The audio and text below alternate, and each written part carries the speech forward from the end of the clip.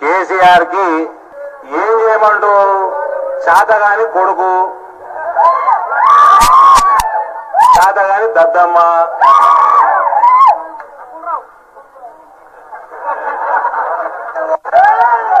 మళ్ళా నేనేమంటలేను మిత్రులారా, ఈయన అంటున్నాడు ఆ మళ్ళా కేసీఆర్ నా మీద కేసులు పెట్టగల తీన్మార మల్లన్న మీద పెట్టినట్టు. వస్తా మల్లన్న దగ్గరకు వస్తా, మల్లన్న లోపటి ఇంటికి ఉన్నాడు, రేవంత్ రెడ్డి బయటికి ఇంటికి ఉన్నాడు, మాట్లాడుకుందాం మనం. వస్తా ఆడికి వస్తా. అయితే మొన్న కూడా ప్రెస్ మీటింగ్ లో చెప్పిన ఒక ప్రెస్ సోదరుడు అడిగిండు, హుజూరాబాద్ ఉప ఎన్నిక ఏంటికి వచ్చింది, రాజేందర్ అన్నని ఇబ్బంది పెట్టే బదులు నీ కొడుకుకి సోయి నేర్పితే, అరే మత్తొద్దురా, మత్తొద్దు,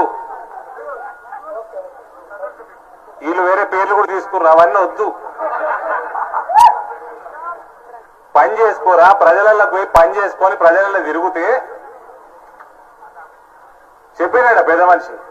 నేను కూడా 14 ఏళ్ళు ఉద్యమం రాజేంద్ర అన్నతో కలిసి చేస్తే ఇలా తెలంగాణ వస్తే నన్ను ముఖ్యమంత్రి చేసిరు ప్రజలు. నువ్వేమైనా ప్రజలలో తిరిగినావురా? ఏమైనా ఫ్లైట్లు ఎక్కి దుబాయ్ ఓడు వచ్చాడు, దుబాయ్ ఓడు వచ్చాడు, బాంబే ఓడు వచ్చాడు, దుబాయ్ ఓడు వచ్చాడు.